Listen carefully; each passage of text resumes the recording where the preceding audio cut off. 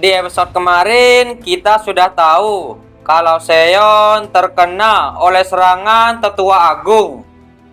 Kalian penasaran dengan kelanjutan ceritanya? Jadi, tanpa berlama-lama, kita langsung saja ke ceritanya.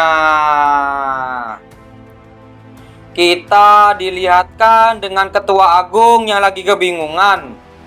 Dia bergumam, "Apa dia menahan racunku?" Dengan tiba-tiba, Seon langsung pergi dari tempat tersebut dan sudah berada di suatu tempat. Seon tiba-tiba mengunci semua meridian Taeyong. Seon berkata, "Aku menahan penyebaran racun itu selambat mungkin. Jadi kamu mungkin tidak bisa bergerak sekarang. Apa ini cukup? Kalau di dalam tubuhmu ada racun surgawi, detoksifikasi mungkin saja tidak mungkin. Tapi ini tidak terlihat seperti racun surgawi. Walaupun ini racun yang cukup kuat. Apa kamu mengamankan racun surgawi? Tidak ada racun surgawi di sana. Kalau begitu, pasti ada di altar. Kamu seharusnya mengambilnya di sana. Apa aku harus meninggalkanmu mati? Apa kamu benar-benar datang kembali hanya untuk menyelamatkanku? Mungkin saja juga bukan berada di altar. Menyimpan racun surgawi pada diri sendiri adalah pilihan yang paling aman, terutama bagi seorang Grandmaster seperti dirinya. Tubuhnya itu seperti benteng terkuat. Tiba-tiba Taeyong diangkat oleh Seon dan langsung melemparkannya ke atas pohon. Seon berkata, "Tetap diam, itu akan membantu memperlambat penyebaran racunnya. Juga jadi tempat yang bagus untuk melihat pertunjukan. Tunggu, aku punya sesuatu yang mau aku katakan. Kepala Agung adalah Tang Sok-gun. Aku tahu." Seon pun sudah kembali di tempat Tang Sok-gun.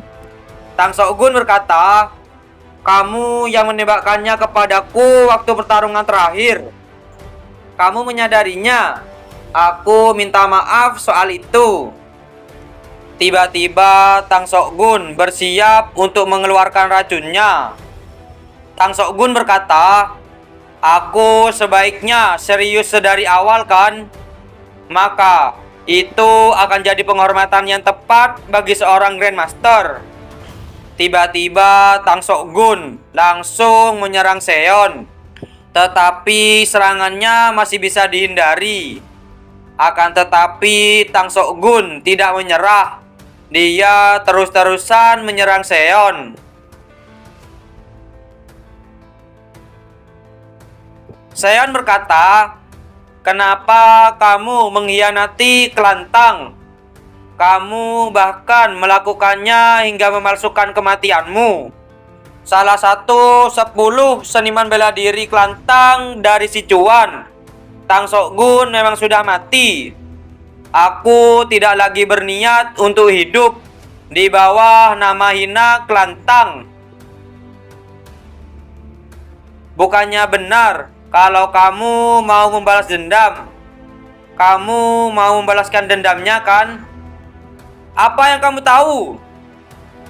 Tiba-tiba Tang Sok-gun meninju pohon di sebelahnya dan lalu menyiapkan seni bela dirinya sampai membuat pohon-pohon di sekitarnya hancur. Seon bergumam, "Jadi sedikit terlalu emosional." Dan setelah itu, Tang Sok-gun pun sudah bersiap dengan seni bela dirinya dan dia langsung menyerang Seon. Tetapi serangannya masih belum ada yang mengenai Seon. Akan tetapi malahan serangan Seonlah yang langsung mengenai secara telak ke wajah Tang Sok-gun. Tang Sok-gun mengingat masa lalunya. Dia di sana sedang menangkap seekor katak.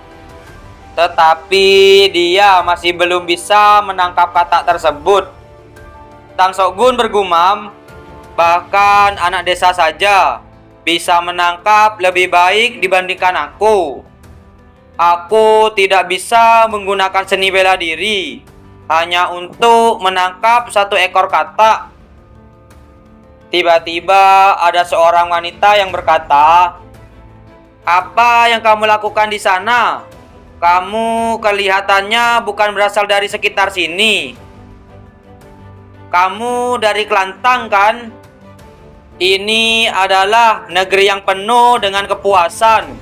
Kalau kamu berada di sini lebih lama, ini akan berbahaya. Berbahaya bagi mereka, tapi tidak untukku. Hanya mendengar namaku saja bisa membuat mereka lari ketakutan. Kelihatannya kamu sedang mencari katak merah. Apa kamu mau membuat panah beracun?" "Panah beracun? Itu terlalu biasa. Apa yang sedang aku coba buat adalah racun terkuat di dunia ini."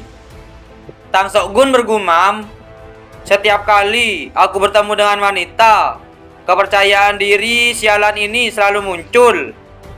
Wanita itu berkata, "Aku juga sedikit tahu soal racun. Ini adalah racun Mihon. Aku sudah kebal terhadap semua racun. Aku tahu racun ini tidak berguna. Karena kamu adalah Tang Sokgun, sang master racun. Kamu tahu aku. Aku sangat mengenalmu. Dan aku juga tahu kalau kamu sedang mencoba untuk membuat racun surgawi." Kita beralih di tempat yang lain. Di sana ada Tang Sokgun dan wanita itu. Tang Sokgun bergumam, "Ini adalah apa yang aku cari-cari selama ini. Mata air beracun." Tang Sokgun berkata, "Kenapa kamu menunjukkan ini padaku?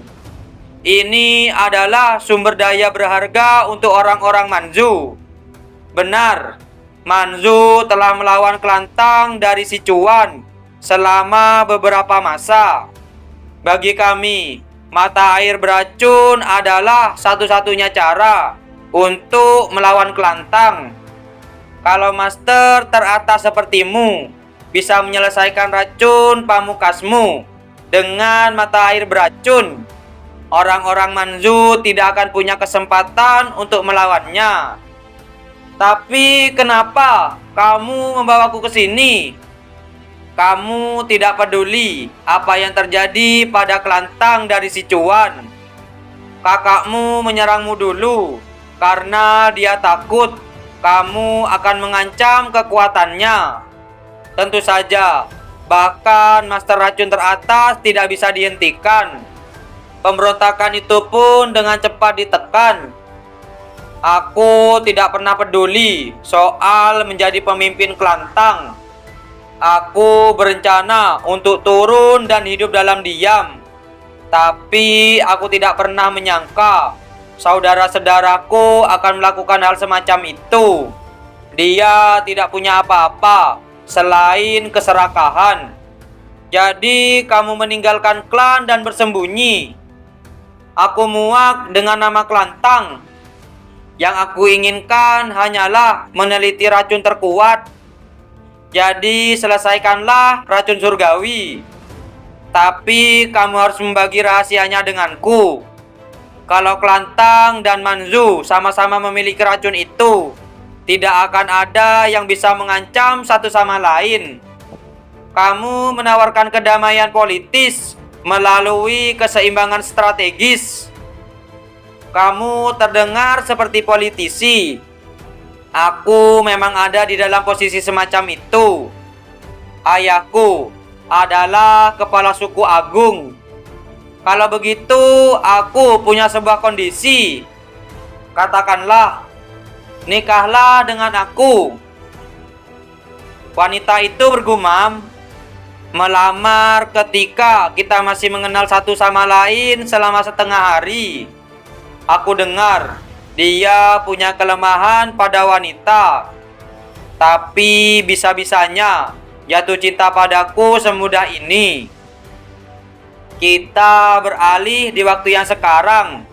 Di sana Seon berkata, "Apa kamu benar-benar mempercayai semua yang dia katakan? Kamu itu kebal pada semua racun, tapi jatuh dengan mudah pada godaan wanita. Setelah kehilangannya, apa kamu merasa putus asa? Dia mencintaiku. Aku pikir kamu hanya dimanfaatkan. Diam! Aku tidak bisa memaafkanmu karena sudah menghinanya. Dia lebih murni dan lebih indah dari siapapun di dunia ini. Jiwanya yang murni itu seperti sinar cahaya di dunia yang rusak ini. Kamu harus membayarnya karena sudah menghina kekasihku. Mengancamku seperti itu tidak akan membuatku takut. Kamu tenang sekali. Tapi karena sekarang kamu ada di genggamanku, hidupmu tidak akan bertahan lama lagi. Maksudmu ini tidak terlalu sakit sih." Tang Sokgun bergumam, "Dia baik-baik saja, bahkan setelah digores oleh racun sungai. Apa orang ini benar-benar kebal terhadap semua racun?" Apakah pertarungan antara Tang Sokgun dan Seon masih berlanjut? Kalian penasaran? Jadi, jangan lewatkan di episode yang selanjutnya. Terima kasih sudah menonton video kami sampai selesai. Jangan lupa subscribe, like, dan komen, dan share video kami ke teman-teman Anda. Dan dadah!